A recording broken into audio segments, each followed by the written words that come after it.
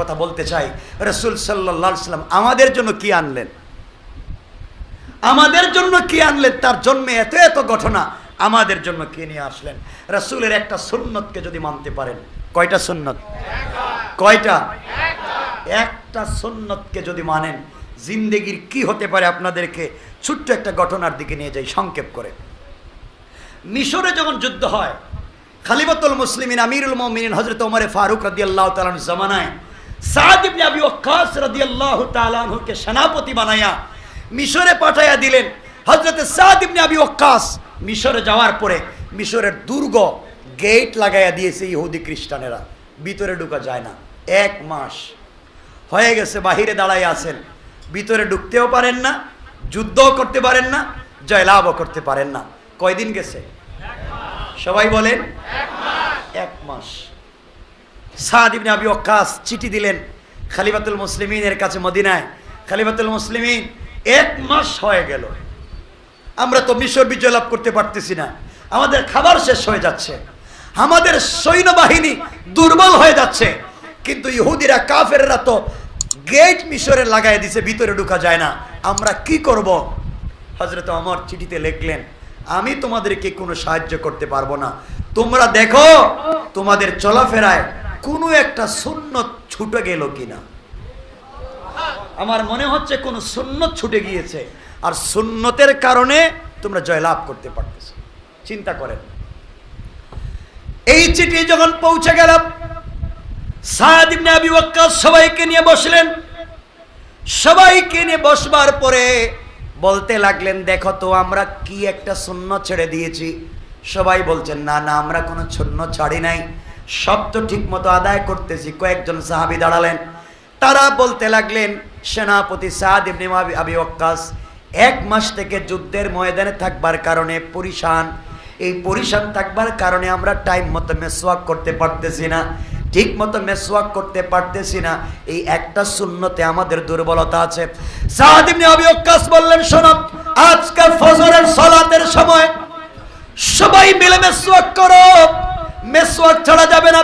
কয়েক হাজার সৈন্যবাহিনী ফজরের আগে সালাত পড়বার জন্য, ওযু করবার জন্য মেসওয়াক খুঁজতে লাগলেন। রাস্তাঘাটে আশেপাশে যতগুলা গাছ দেখতে পাইলেন, সবগুলা গাছের ডাল ভাঙতে লাগলেন, আর মুখের মধ্যে মেসওয়াক করতে লাগলেন। কাফেরেরা দুর্গের মধ্যে দাঁড়াইয়া দাঁড়াইয়া দেখতেছে, হারে এরা কোন জাতি, এতদিন তো দেখলাম দাঁড়াই আছে, কাজ কাম করতে পারে না, মাছ মাংস খায়, এখন দেখতেছি গাছও খাওয়া শুরু করছে। এই জাতিরে তো চিনা বড় মুশকিল, কখন কি করে। হঠাৎ করে 1 মাস পরে আজকে দাঁত পরিষ্কার করতেছে কেন? তাহলে সকাল হওয়ার আগে আগে ওরা কি আমাদেরকে কামড়াইয়া খাবে নাকি? সবাই দেখে যে ঐক্যবদ্ধভাবে গাছের ডাল সব ভেঙে মুখের ভিতরে নিয়ে চাবাইতেছে। সবার ভিতরে ভয় ঢুকে গিয়েছে। ভয় ঢুকাইয়া দিয়েছেন কে? আরো জোরে বলেন কে? ছোট্ট একটা সুন্নতের কারণে ভয় ঢুকাইয়া দিয়েছেন।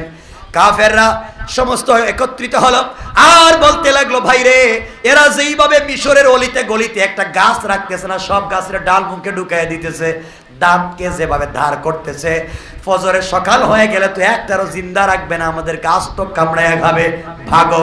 মুসলমানরা ফজরের সালাত শুরু করে দিয়েছেন। কাফেরেরা ভয়ে পলায়ন করেছে, দুর্গ খুলে দিয়েছে, দুর্গ থেকে কয়েক মাইল দূরে পলায়ন করেছে। মুসলমানেরা নামাজের পরে তাকাইয়া দেখেন কাফেরেরা নাই, তার আস্তে আস্তে দুর্গের গেটে গেলেন, গেট খুলবার জন্য তরবারি বের করলেন, তাকাইয়া দেখেন তরবারি লাগবে না, গেট খোলা। চিন্তা করতে লাগলেন, কাফেররা কৌশল করে গেট খুলে রাখছে, ভিতরে গেলে হয়তো আমাদেরকে আঘাত করবে, অস্ত্রে শস্ত্রে সজ্জিত হয়ে ভিতরে ঢুকলে, ভিতরে ঢুকে দেখেন কয়েক কিলোমিটারের ভিতরে কোনো কাফের নাই। অনেক দূরে কয়েকজন কাফেরকে দৌড়াতে দেখলেন। ওরা ডাক দিয়ে বলছে, ভাই আমাদেরকে দৌড়াইস না, যাদেরকে খাইছস তারাই খাইছস, আমাদের দৌড়াইস না। চিন্তায় পড়ে গেলেন সাহাবায়ে কেরাম, কে কারে খাইছে। হঠাৎ করে বুঝতে পারলেন। হযরতে সাদ ইবনে আবি ওয়াক্কাস বললেন, শোনো রে, আজকে আমরা রাসূলের একটা সুন্নাত মিসওয়াকের উপরে আমল করেছি, আর আল্লাহ এর বরকতে গোটা মিশরকে বিনা যুদ্ধে আমাদের কাছে দান করে দিয়েছেন। কোন সুবহানাল্লাহ, আল্লাহু আকবার। একটা সুন্নতের উপরে আমল। মিসওয়াক আছে তো? আছে তো সবার? এই যে 1-2 জন বাইর করতেছে, লজ্জাও দিব না আমি, সবাই মিসওয়াক কিনবো ইনশাআল্লাহ।